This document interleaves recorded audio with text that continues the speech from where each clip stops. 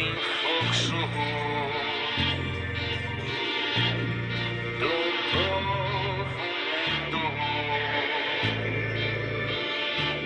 Como é que puxando um pouco agora para o que vocês fazem, né, de verdade, como é que a literatura entra, aliás, como é que a política entra na literatura de vocês, assim, vocês se sentem politizados na hora que estão escrevendo, esses temas passam pela cabeça de vocês no momento da escrita, é parte do projeto literário de vocês falar de poder, falar de luta de classes ou de alguma causa específica, de algum tipo de ativismo assim que vocês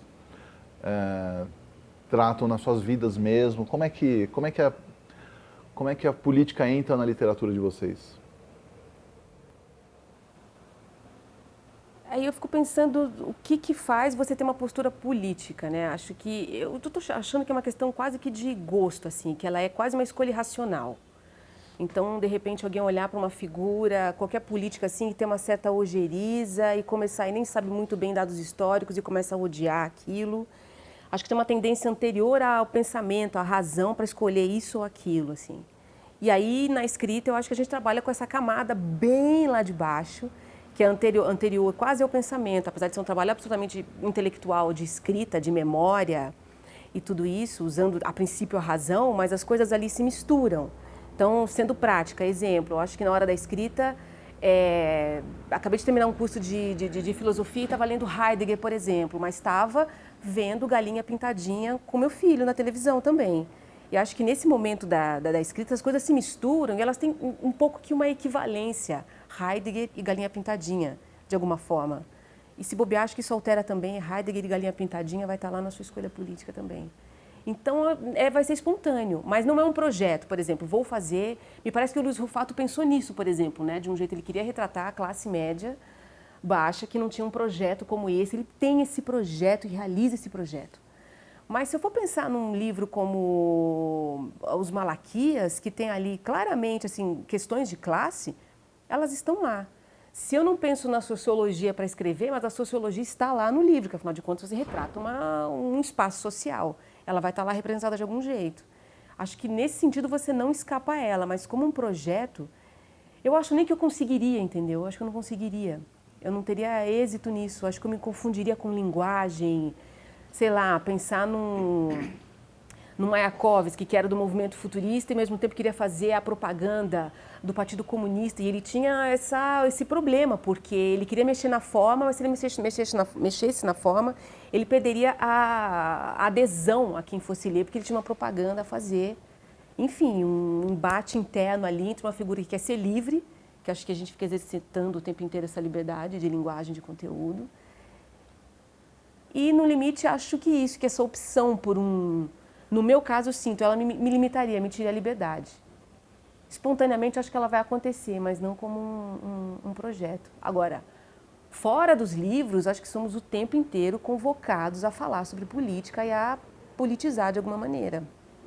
Está falando aqui, enfim, a gente passou, acho que meia hora, né, falando, e falaríamos, na verdade, o dia inteiro sobre isso. Você está só mudando de assunto, que é para dar uma variada. Eu concordo com a André no que ela diz a respeito da sua visão política entrar assim, espontaneamente na sua visão de mundo que está no livro. Mas eu tenho, sim, uma visão política no meu projeto, que são dois. Um que eu acho que eu fiz nos dois primeiros livros, no Matias na Cidade e no Sérgio Y, que não diz respeito aos temas que eu trato, nada disso. Tem muito mais a ver com a utilização da linguagem, do tipo de escritura. Então, para mim é importante que a minha linguagem seja inclusiva. Eu não quero que ninguém esteja excluído das histórias que eu vou contar porque eu compliquei demais, ou porque a frase é muito longa, ou porque as palavras são muito difíceis. Eu tenho a preocupação em escrever norma culta, eu sou bem assim caretinha nesse aspecto. Eu gosto de brincar nos limites da norma culta, porque afinal eu adoro uma norma, eu sou advogado. Mas eu gosto de simplificar sendo brasileiro, escrevendo para um público que tem grandes desníveis de educação, de entendimento, de leitura funcional, eu quero transformar a leitura dos meus livros o mais simples possível. Então, essa é a minha visão política, né? Eu quero que qualquer pessoa possa ler minha história e não seja excluída. Agora, no meu terceiro livro, que é o que eu estou escrevendo, eu tenho eu abandonei um pouco, talvez, a minha preocupação com a simplicidade, né, e a objetividade da minha linguagem, mas eu estou querendo expor, ou seja, dar visibilidade a segmentos aí sociais, que não são necessariamente visíveis, notadamente os homossexuais. Eu quero agora escrever sobre homossexuais, sobre homossexualidade em vários níveis. E as pessoas pensam, você vai ficar rotulado como escritor gay, como escritor queer, assim, foda-se, entendeu? Não tenho, essa é a minha última preocupação, com que vão me rotular ou não. A minha preocupação é essa, eu quero agora dar visibilidade a um grupo social que eu acho que é um grupo social de covardes e que precisa aparecer mais, né? Até quando é que a gente vai levar conceitos sociológicos e mercadológicos para falar de literatura, né? Por exemplo, o conceito do lugar da fala, que é um conceito também muito caro ao discurso feminista, né? Então, por exemplo, um homem branco, heterossexual, de meia idade, não estaria autorizado para escrever sobre o ponto de vista de uma mulher, por exemplo, hoje. Então, por exemplo, coitado do Flaubert, né? Flaubert vai para casa. Exatamente, você corta o barato da literatura. Madame Bovary c'est moi. Não é moi. Aliás, pode ser toi. C'est nous. C'est noir. C'est noir. Mas então, como levar a sério essa questão? Eu acho que, como eu estava dizendo, eu acho que a literatura é justamente você se colocar no lugar do outro. É um grande exercício de empatia. Né? É um grande exercício de empatia. E mesmo escrevendo, eu estou escrevendo agora sobre personagens gays, mas o fato deles serem gays não resume a existência nem a característica deles. Eles são gays, eles são várias outras coisas. E em algumas coisas eu coincido com eles, e em outras coisas eu sou completamente estranho a eles. Então, na verdade, eu acho que quem limita o discurso ao que você é, ou seja, eu só vou poder escrever sobre homem branco homossexual de meia idade. Não dá, né? Agora, por outro lado, o que eu acho, a contrário senso, é que as pessoas que vêm de determinados segmentos ou que têm determinadas posições, essas sim têm uma obrigação de falar. Entendeu? Quase, talvez, para pautar as outras pessoas também que querem falar. Então, seria uma coisa quase autobiográfica, quase no nível do depoimento pessoal. E aí, ótimo, mas não é que você não possa, digamos, descobrir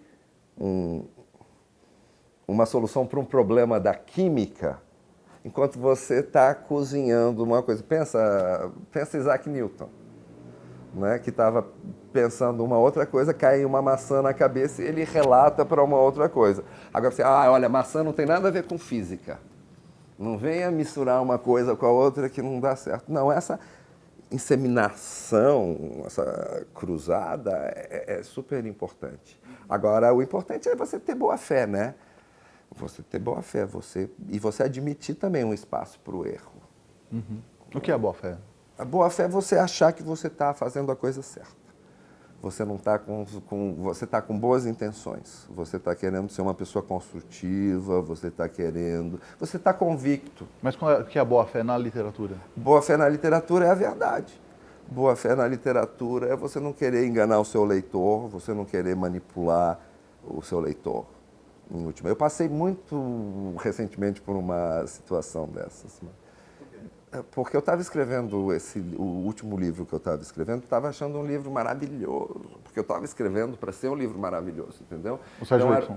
Não, é o novo que eu estou... Não, o Sérgio Y já Eu estou pensando já nesse outro, que por enquanto se chama Cloro, mas eu não sei, não é eu chamo ele de Cloro por enquanto. Mas ambas adoro, participaram, adoro. ambas participaram dessa situação.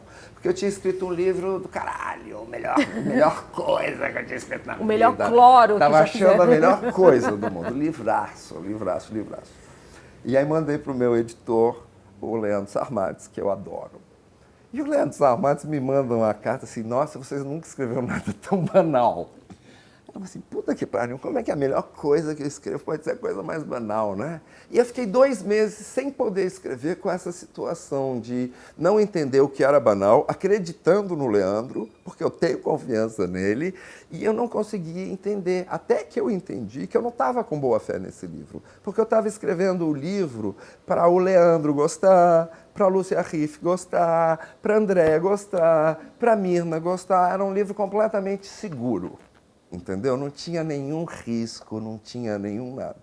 E foi uma armadilha que eu fiz para mim mesmo, porque também o livro, na minha formação como escritor, não ia me trazer nada, né? Não ia me trazer crescimento. E aí, numa conversa com a Mirna Queiroz, da revista Pessoa, ela marcou uma reunião às 8 da manhã, do domingo.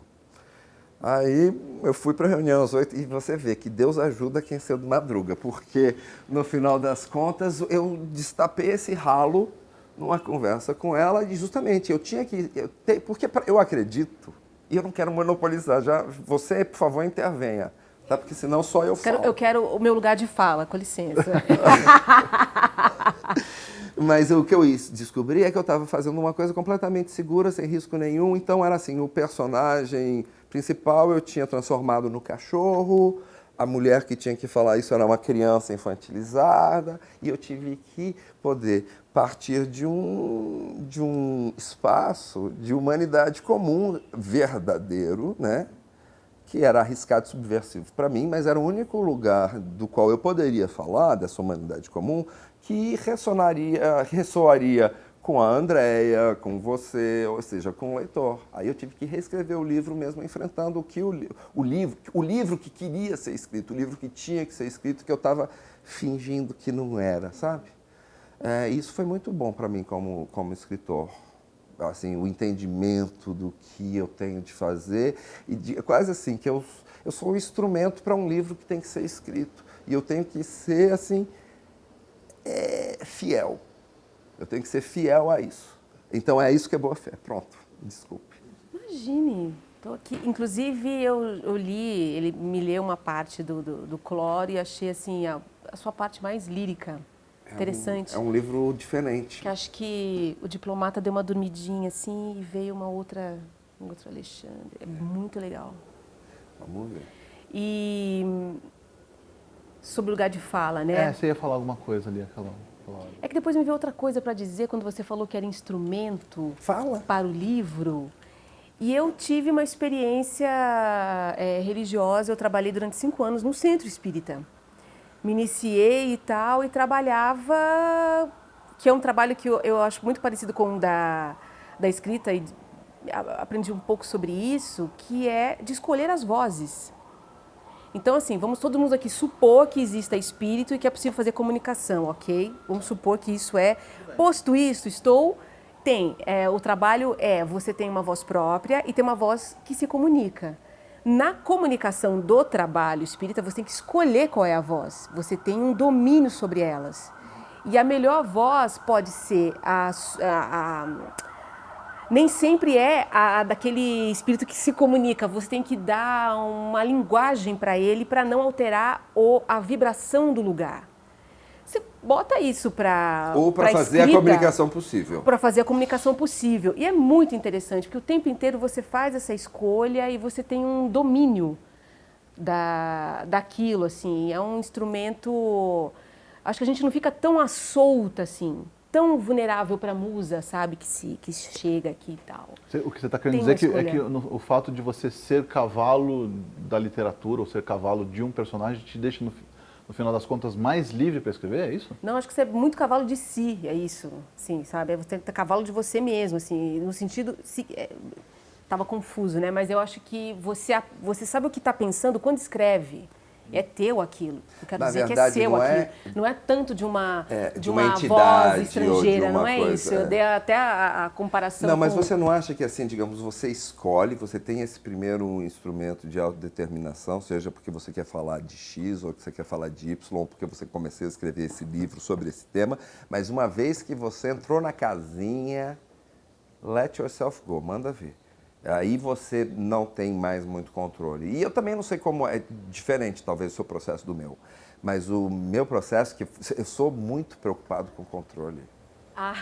Totalmente preocupado Eu com o controlo controle. antes para ficar louca no processo. Não, eu faço e eu escaleta não. para entrar e aí me soltar totalmente. Aí tudo é possível. E esse livro, e justamente esse livro novo estou falando de várias outras coisas, mas é sobre controle, é sobre falta de controle. Mas voltando, você falou, só voltando à história dos personagens homossexuais e transexuais, é uma coisa que eu queria fazer um esclarecimento.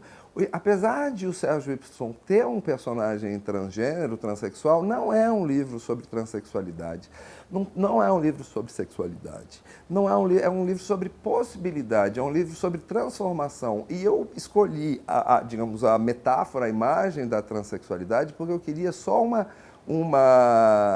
mostrar a possibilidade de uma transformação radical. Se fosse possível, né, realmente, uma pessoa virar negra, ou uma pessoa virar branca, ou uma pessoa...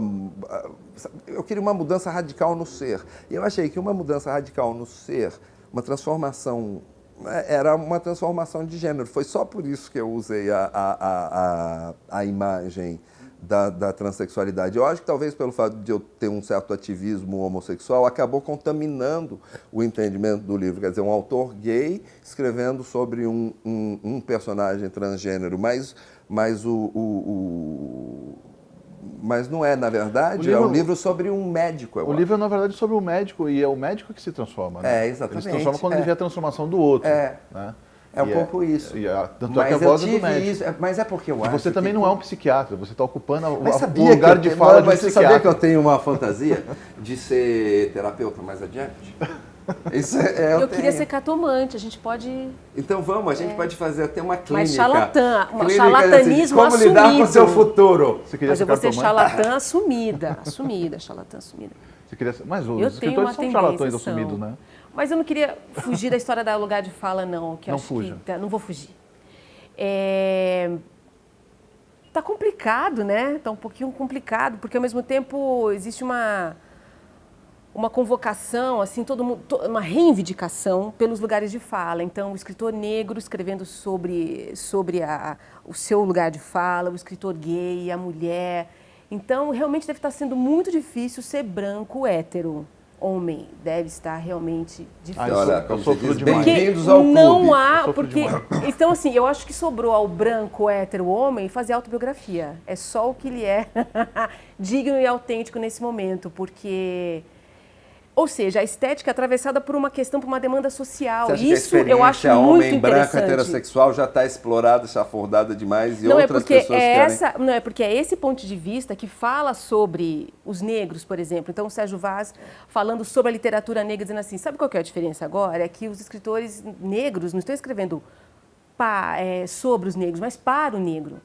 Então, eles estão se vendo numa outra situação. Então, assim, a gente está falando de uma criação artística, mas que tem uma reverberação social inimaginável, simbólica, de construção cultural, de união social. E é um momento em que estética e sociologia se misturou de um jeito que eu não sei se isso é bom, se não é, porque se for pensar, bom, mas a estética, a criação artística, ela é livre, a gente está falando de liberdade aqui.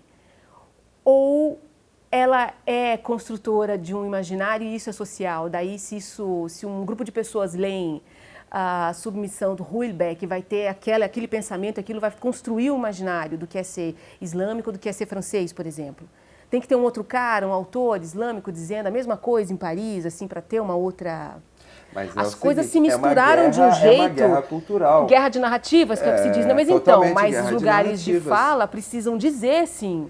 Eu acho que a gente vai começar a ceder esse lugar e perder essa questão que você botou do Domenech, que é homossexual assumido, dizendo assim, ei, peraí, por que você está dizendo aí? Ele está convocando um lugar Mas ele não está falando de literatura, na verdade, né? E ele até, acho que eu li esse texto, até acho que ele nem coloca isso em questão, a história não é uma resenha, né? Ele está falando mesmo sobre uma questão cultural, de como a cultura lidou com esses personagens, mas ao mesmo tempo você vai fazer o quê? Você não vai ler o Galera, você não vai ler o Michel Laub, não tem uma autenticidade naquilo.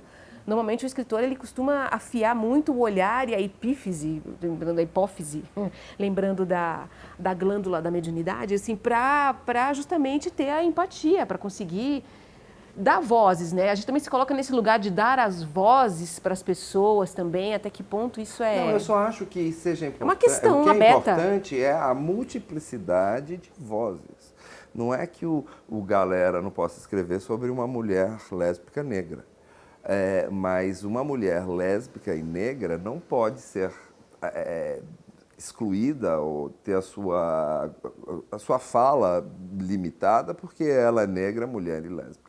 Entende? É só isso. Agora, todo mundo pode falar sobre si e sobre outrem. Né? Agora, é importante que ninguém seja limitado.